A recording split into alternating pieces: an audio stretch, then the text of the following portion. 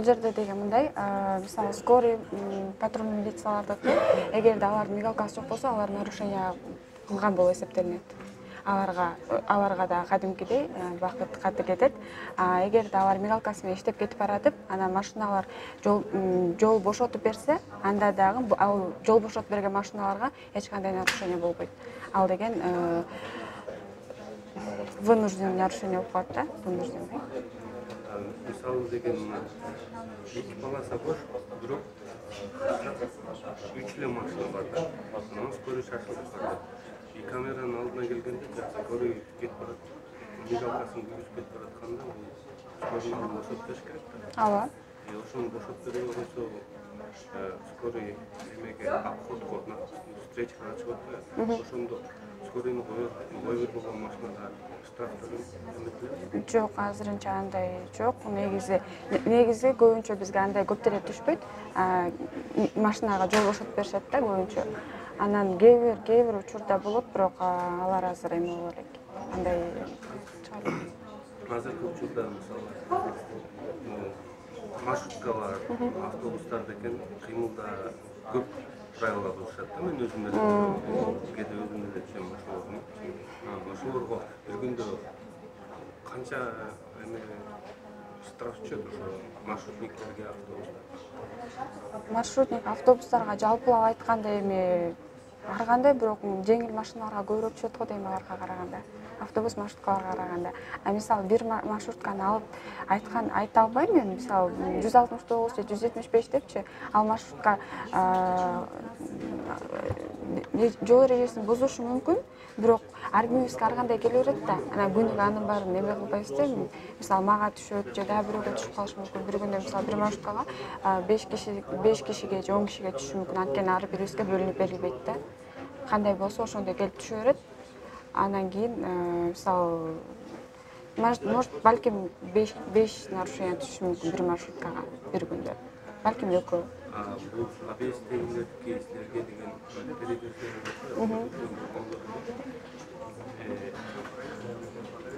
Объездден канча машина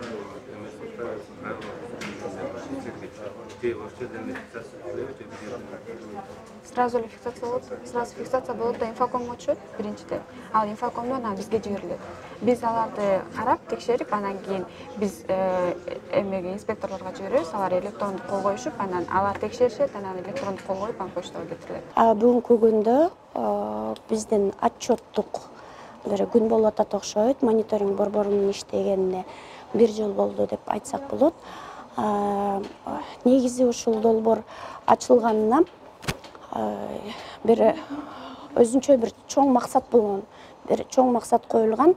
Бул жол кырсыктарды азайтуу, биздин жарандарыбыздын өмүрүн, ден соолугун сактап калыш үчүн.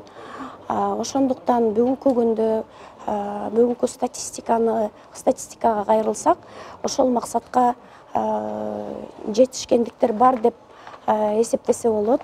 Анткени бүгүнкү күндө мисалы ошо аппараттык программалык комплекстер менен катталган бузуулар, жол эрежелеринин бузуулары 1 миллиондон ашын, 1 миллион 29 миңден ашык токтом чыгарылган. Биз жактан ошол токтомдор бизге келген маалыматты тактап, тастыктап, карап чыгып, инспекторлорубуз, укуктуу инспекторлорубуз кол коюп, токтом чыгарышат. Ошону басып туруп кагаз түрүндө конвертке салып, почта аркылуу жарандарга жөнөтөбүз. Ошонун ичинен 1 миллиондон ашык токтомдун арасынан 57% бүгүнкү күндө биздин жарандарыбыз менен штрафтары төлөнүп келатат. Бул жакшы көрсөткүч деп ойлойм. Анткени эгерде бардыгы убагында колуна алынып токтомдор убагында алынса, ошол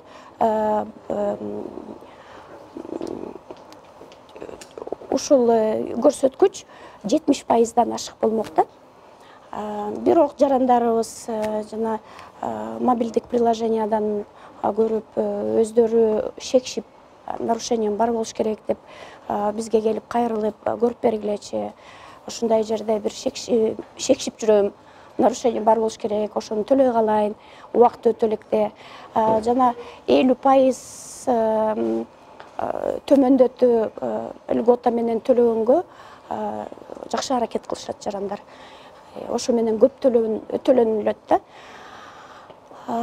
Жол азайтып атпайсызбы? Канча? Эми мына профилактика, жол кырсыктардын азайтуу эң негизгиси жакшы профилактика деп айтылат.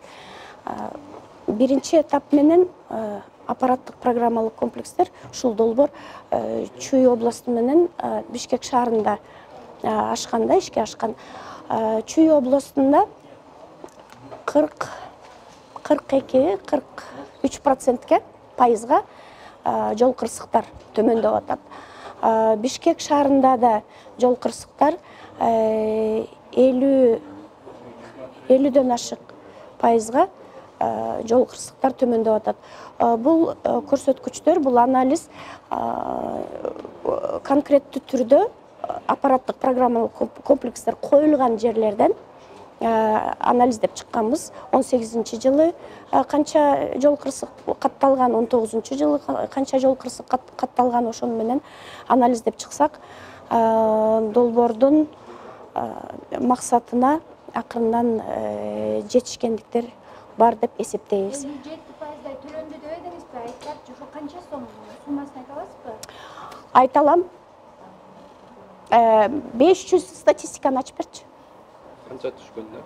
Канча түшкөндөн анан жанагы Ошол 19-жылдыкы да же? Тиги кагазымды берип койчу.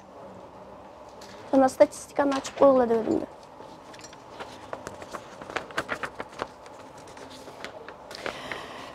Мына 57%, 590.130 токтом төлөнүп атат. Бул деген каражат акчасы менен айтылганда 686.254.650 сом болот. Айыптары көбөйүп кетип сотко ашкан иштер барбы? Айыптары көбөйүп кетип, биз азыр жана кодекске, бузуулар жөнүндө кодекске 2 жолу эме киргизгенбиз. Мыйзам долбоору менен сунуштарды киргизгенден кийин жана принудительное взыскание, принудительное штрафстоянкага порталдар менен машинелер коюлуп атпайбы. Ошондо бир беренеге Бактияр, көтөр. Дагы.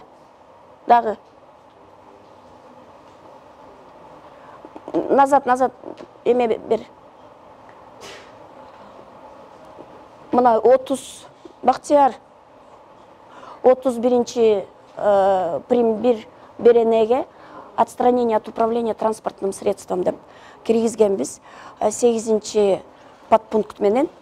Ошондо төлөбөгөн үчүн штрафстоянкага машинелер коюлат 1 ай өткөндөн кийин. Ошон үчүн бүгүнкү күндө сотко бир да иш азырынча кете элек, безопасный город боюнча. канча күндүн ичинде төлөсө деген жеңилдиктер барбы Азыркы кодексте бар. 15 күндүн ичинде төлөсөң 50% төлөйсүң. Ошону менен бирге 20 жылы 15 январда иш жүзүнө кирген мыйзам штрафтарды да азайткан мыйзам киргизбедик белек кодекске эмелерди, өзгөртүүлөрдү. Ошону менен азыр 3000 сомдук мисалы штрафты 1000 сом болуп калды да. Жарандар сүйүнүп эле төлөп атышат. 500 сом төлөп калышат. 500 сом төлөп атышат. Төлөй койсо пенеси канча чыгат, ошону айтып кетесизби? Мисалы штраф 1000 сом турса, пенясы толугу менен 100 күндүн ичинде күнүгө 1%тен кошулуп, ошол 1000 сомго чыгат. Ошону менен пенясы менен кошо 2000 төлөп калат жаран. 500 төлөсө болот, 1000 сомду төлөсө болот, анын баарын убагында кылбаса 2000 төлөп калат. Чет өлкөлүк жарандарга кандай кыласыздар? Транзитный номермен келе атышпайбы? Ошол кандай? Ага деле мыйзам бар. Чет өлкөдөн алып келген машинелерди мыйзам боюнча жарандар 10 күндүн ичинде укуктуу органга, ГРСке барып, учетко туруп регистрация кылыш керек. Болбосо аны деле штрафстоянкага коюлат. Штраф төлөнөт. Анага да статья бар. Аларга штраф жок, камера тартабы аларды? Аларга штраф түшкөнү менен мындай токтом, бизге токтом келе албайт. Анткени учетто жок да. Мындай жана бир суроо берип кеттиңер Нурусханчке. Биз өчүрө алабызбы, кандай кыла алабыз деп. Өзүңөрдө көрдүңөр, токтом, информация электрондук түрдө келет. Биз аны эчтекесин өзгөртө албайбыз. Болгон информацияны обработка кылып жөнөтө беребиз.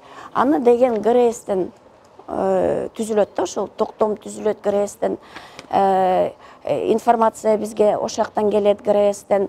Машина кимге катталган, машина кайсы маркада, кайсы номерге катталган, дареги, ошонун баарын биз ГРС бизге толук информацияны беришет.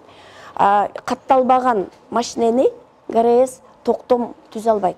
Ошону биз сүрөтү келет. Биз ошондой машинелерди жана подложный номер, незарегистрированный номер деп биз жана өзүбүздүн розыск базасына салабыз. Ошондо азыр УПСМ түзүлбөдүбү? Патрульный машинелер жүрүп, планшеттеринде маалымат бар, кайсы машинелер эмеде турат, неоплаченный, подложный деп, ошолор менен кармап штрафстоянкага алып барып атышат. Ошого чара көрүлүп атат. Протокол түзүлөт, штраф за несвоевременное оформление деп, штраф за использование подложного или поддельного номера деп, дальнейший чаралар көрүлөт.